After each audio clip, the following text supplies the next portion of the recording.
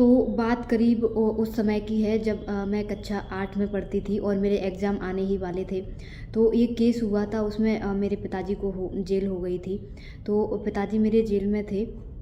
Hey everyone, मैं हूँ sub inspector साधना और आज मैं आपको सुनाने आई हूँ मेरी कहानी, मेरा संघर्ष। मतलब कि मैंने किस तरीके से स्ट्रगल किया वो मैं आपके साथ आज शेयर करूँगी।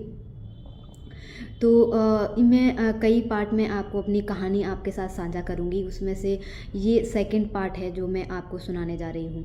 तो बात उस समय की है जब मैं कक्षा 8 में पढ़ा करती थी।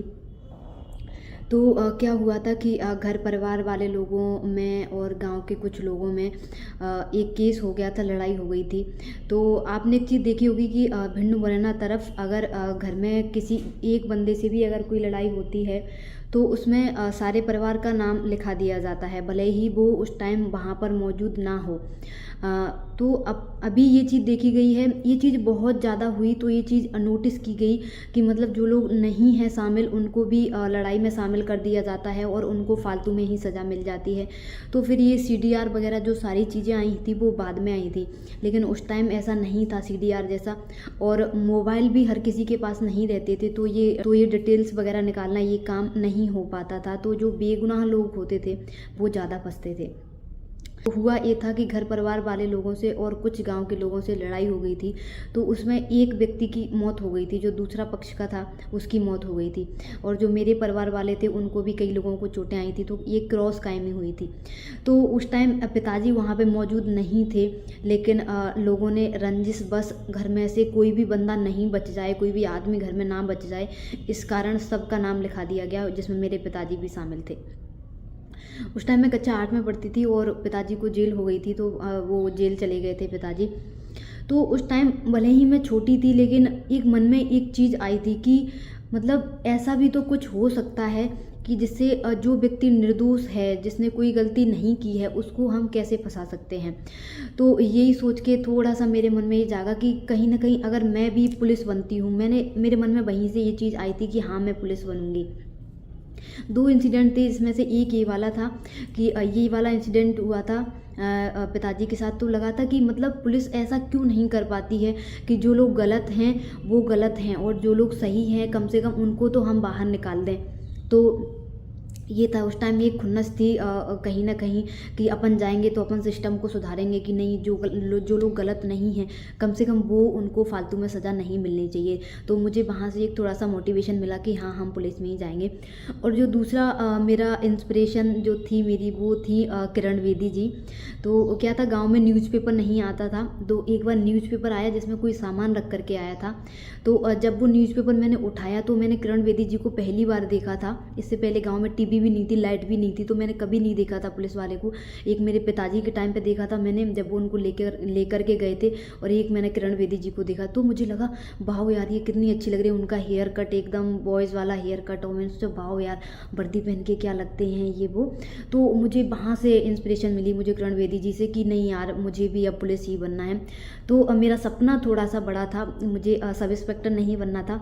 मेरा सपना थोड़ा सा बड़ा था कि मैं DSP बनूं या फिर मैं IPS बनूं, लेकिन वो वहाँ पर पॉसिबल नहीं हो पाया क्योंकि कई सारी कठिनाइयाँ आती चली गई, क्योंकि पिताजी चले गए थे। तो पढ़ाई थोड़ी सी ऐसे ही हो गई थी, घर में कोई करने वाला भी नहीं था, माँ सिर्फ अकेली थी।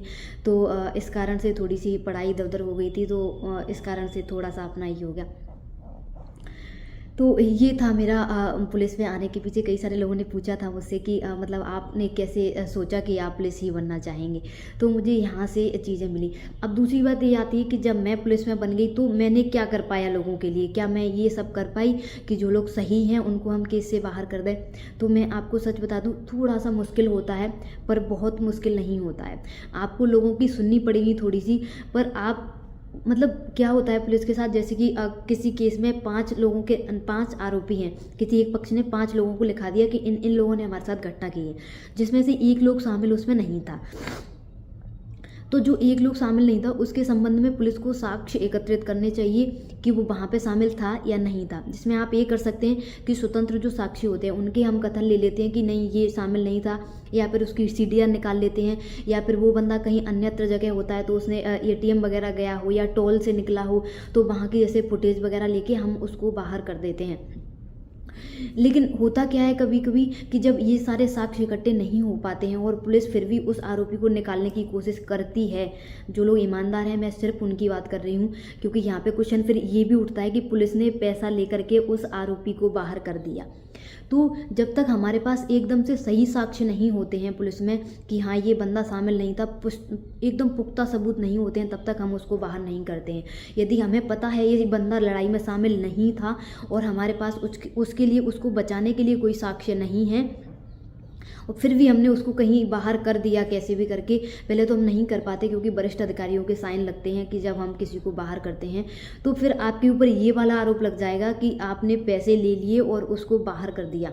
तो हम जहाँ हम होते हैं, जैसे कि अभी आप सिविलियन हैं, आप वहाँ से सोचते हैं कि पुलिस ऐसे काम नहीं करती है, पुलिस किसी का भी नाम लिख देती है, ठीक है, तो ये क्या है, थोड़ा सा मुश्किल होता है। यदि हम बाहर निकालते हैं तो फिर ये वाला एलिगेशन आ जाता है, रिश्वत वाला एलिगेशन आ जाता है कि उन्होंने पैसे लिए और निकाल दिए।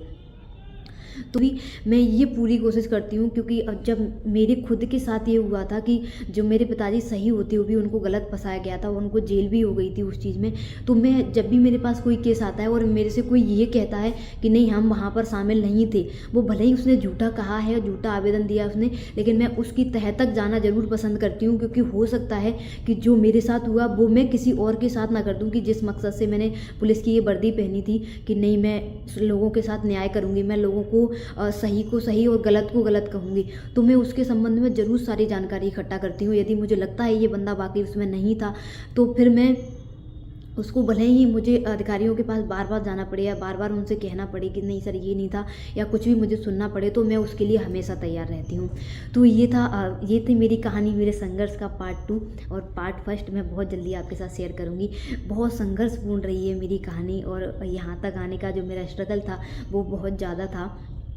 मैं आपके साथ पार्ट में बहुत सारी अपनी कहानी सारी शेयर करूँगी। सो देखते रहिए। Thank you so much.